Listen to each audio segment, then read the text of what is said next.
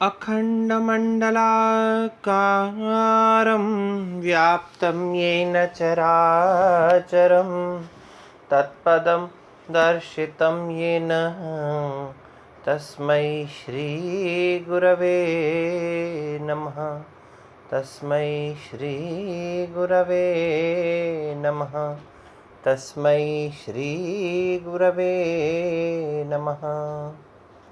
आज हम समाधि 6 संपत्तियों के विषय में चर्चा करेंगे कि जो एक अधिकारी में निश्चित रूप से होनी चाहिए, जो वेदांत दर्शन का अध्ययन करना चाहता है, वेदांत सार का अध्ययन करना चाहता है।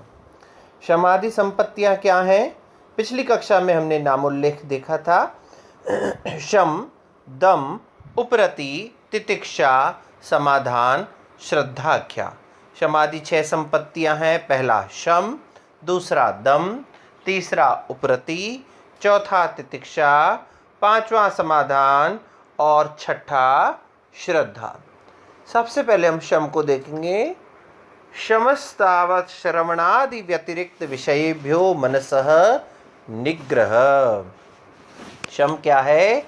श्रवण आदि से व्यतिरिक्त, श्रवण, मनन और निधिध्यासन से व्यतिरिक्त, यानी भिन्न, जो इनके विषय नहीं है, ना तो श्रवण करने योग्य, न मनन करने योग्य और न निधिध्यासन करने योग्य, यानी इनसे अतिरिक्त जो इनसे भिन्न विषय हैं, उनसे मन को रोक लेना, हटा लेना। ठीक है। कई बार शम और दम में लोगों को कंफ्यूजन होता है। देखिए, शम से मतलब शब्द बनता है शांति। शांति किसको चाहिए? इंद्रियों को कि मन को? तो मन को, यानी शम मन के लिए आया। फिर आता है दम। दम क्या कहता है? बाह्य इंद्रियाणाम तद व्यतिरिक्त विषयेभ्यो निवर्तनम। बाह्य इंद्रियों का श्रवण आदि से व्यतिरिक्त विषयों से हटा लेना, अर्थात बाह्य इंद्रियों का विषयों से निवृत्त कर लेना, विषयों से उनको हटा लेना दम कहलाता है। देखिए, शब्द आता है इंद्रिय दमन, यानी इंद्रियों के लिए दम है और मन के लिए शम है। जो श्रवण, मनन, निधिध्यासन करने योग्य हैं, उनसे अतिरिक्त विषयों में अगर मन जा रहा है तो मन को हटा लेना शम कहलाएगा। और जिन इंद्रियों के द्वारा विषयों का भोग किया जाना है, निर्धारित विषयों के अतिरिक्त अगर विषयों पर वो जाती हैं तो उनको हटा लेना ही दम है। फिर आता है शम, दम, फिर आएगा उपरमणम या उपरति। उपरति क्या है? निवर्तितानाम एतेषाम तद व्यतिरिक्त विषयेभ्य उपरमणम उपरति अथवा विहितानाम कर्मणाम विधिना परित्यागः।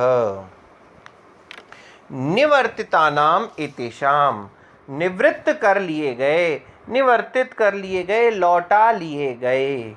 कौन लौटा लिए गए? जिन इंद्रियों को और मन को हमने बाहर के विषयों से निवृत्त कर लिया है, हटा लिया है।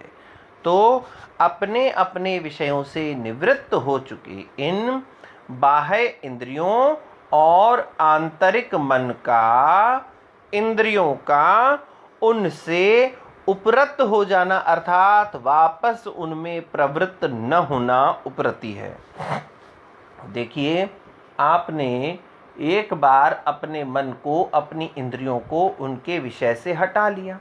अब हटा तो लिया, लेकिन अब वो वापस विषय की तरफ न जाएं, ये जो प्रयास है, ये जो कार्य है, उसे हम उपरति कहते हैं। अर्थात मन से भी उस रति की समाप्ति हो जाना।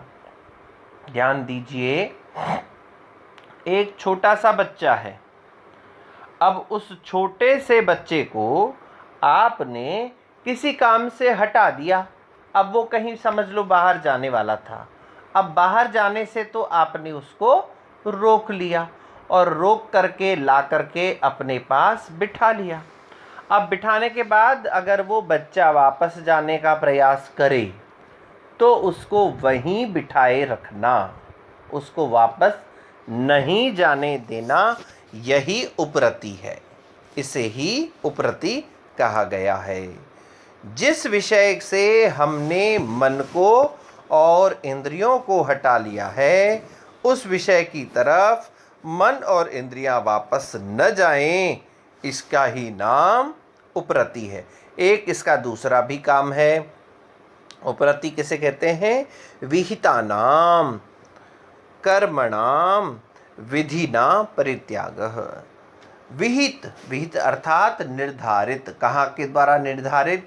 श्रुति स्मृति पुराणोक्त, श्रुति स्मृति और पुराणों में कहे गए वेद विहित संध्या वंदन अग्निहोत्र यज्ञ महायज्ञ इत्यादि नित्य कर्मों का श्रुति स्मृति पुराणोक्त विधि के द्वारा परित्याग कर लेना, अर्थात इनसे पूर्ण रूप से मुक्त हो जाना। देखिए, वेद स्मृति इत्यादि के द्वारा कुछ हमारे नित्य कर्मों का निर्धारण भी किया गया है, जैसे संध्या वंदन अग्निहोत्र इत्यादि। तो इन कर्मों का विधि पूर्वक परित्याग कर देना ही उपरति कहलाता है। तो शम था मन को नियंत्रण में रखना, दम है बाह्य इंद्रियों को उनके विषयों से लौटा देना, और उपरति है लौटाए हुए विषयों का, इंद्रियों का पुनः विषयों की तरफ नहीं जाना, गमन न करना, उनकी तरफ प्रवृत्त न होना उपरति कहलाता है। अब हम चौथा देखेंगे, तितिक्षा। तितिक्षा क्या है? शीतोष्ण द्वंद्व सहिष्णुता। शीत उष्ण आदि द्वंद्वों के प्रति सहिष्णुता का भाव होना, अर्थात जो व्यक्ति सर्दी गर्मी मान अपमान जय पराजय लाभ हानि सुख दुख यश अपयश इत्यादि सभी द्वंद्वों को सहन करना सीख ले, वह उसकी तितिक्षा होती है। देखिए, अभी कुंभ का मेला चल रहा है, आपने ढेर सारे साधुओं को देखा है।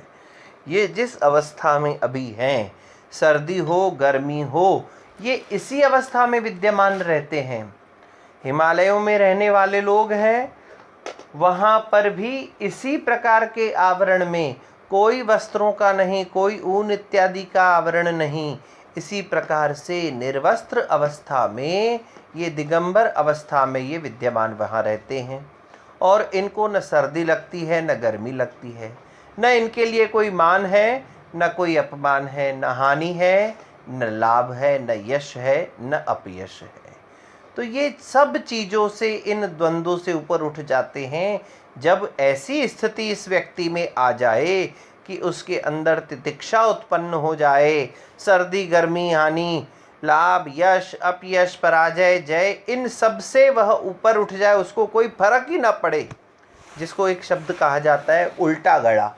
उल्टे घड़े के ऊपर कितना भी पानी डाल दो वह ठहरता नहीं है। तो जो स्थिति उस उल्टे घड़े की हो जाती है, वैसी अवस्था इन महापुरुषों की हो जाती है कि उनके ऊपर किसी भी चीज़ का प्रभाव नहीं पड़ता है, तो वह तितिक्षा हो जाती है। इसके पश्चात निग्रहितस्य मनसः श्रवणादौ तद अनुगुण विषय च समाधि समाधानम। निग्रहित किए गए मन का श्रवण आदि से के जो अनुकूल उनके विषय हैं, उनमें लगा देना ही क्या कहलाता है? समाधान कहलाता है। नियंत्रित यानी वशीभूत किए हुए मन का श्रवण आदि और उनके अनुकूल विषयों में स्थिर कर दिया जाना ही समाधि या समाधान कहलाता है, एकाग्रता कहलाता है।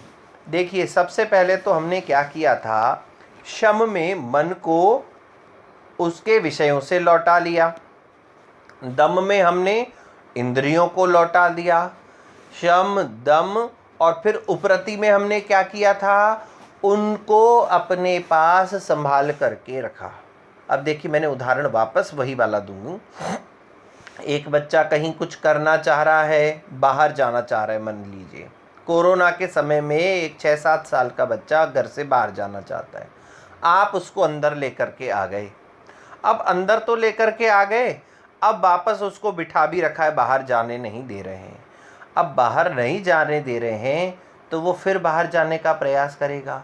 लेकिन अगर आप उस बच्चे को किसी और कर्म में लगा देवें, किसी और कार्य में, किसी और गतिविधि में अगर उसको लगा दिया जाए तो वो वहाँ वापस नहीं जाएगा, क्योंकि खाली घर शैतान का दिमाग, खाली दिमाग शैतान का घर। तो अगर वह दिमाग खाली रहेगा, लड़का खाली रहेगा, बच्चा खाली रहेगा, तो वापस बाहर जाने का प्रयास करेगा। लेकिन अगर उसको वापस किसी न किसी विषय में लगा दिया जाए तो वो वापस बाहर नहीं जाएगा। अब देख लीजिए, उसको टीवी चला के दे दीजिए, कि कंप्यूटर दे दीजिए, लैपटॉप दे दीजिए, टैबलेट दे दीजिए, कोई कैरम बोर्ड, सांप सीढ़ी, अरे अनेक उपाय हैं, आपने उसको वहाँ लगा दिया तो वो वापस नहीं जाएगा। उसी प्रकार से उस नियंत्रित किए गए, वशीभूत किए गए विषय को, मन को, उसके अनुकूल विषय में, जो इस वेदांत की परिभाषा के अनुसार, अधिकारी के अनुसार जो विषय उसके लिए होना चाहिए, उसके विषय में उसको लगा दिया जाना ही, उसको स्थिर कर देना ही समाधान कहलाता है। इसके पश्चात आता है गुरु उपदिष्ट वेदांत वाक्येषु विश्वासः श्रद्धा। गुरु के द्वारा कहे हुए वचनों में और वेदांत के वाक्यों में विश्वास हो जाना, सत्य बुद्धि हो जाना ही श्रद्धा है। कि अर्थात इसमें जो कहा गया है, गुरु के वचन जो कहे गए हैं और वेदांत के ग्रंथों में जो भी कहा गया है, वो पूर्ण रूपेण सत्य है। यह सत्य निष्ठा हो जाना ही उसमें श्रद्धा कहलाता है। तो हमने देखा 6 प्रकार की संपत्तियाँ, 6 प्रकार की यह चीज़ें उस व्यक्ति के अंदर होना जरूरी है जो कि वेदांत दर्शन का अधिकारी बनना चाहता है।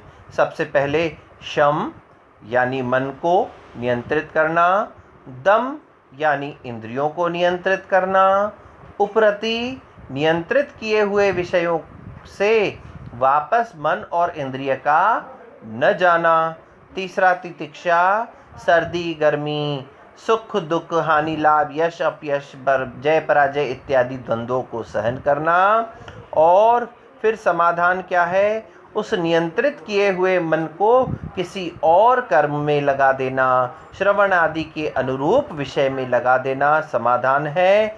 और गुरु के द्वारा उपदिष्ट और वेदांत के वाक्यों में पूर्ण रूपेण विश्वास होना, इसी का नाम श्रद्धा है।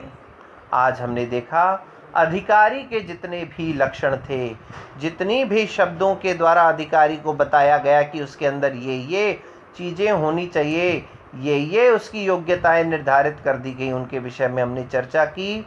अनुबंधों में पहला अनुबंध था अधिकारी, इसके पश्चात अधिकारी के बाद आते हैं विषय, अधिकारी, विषय, संबंध और प्रयोजन। तो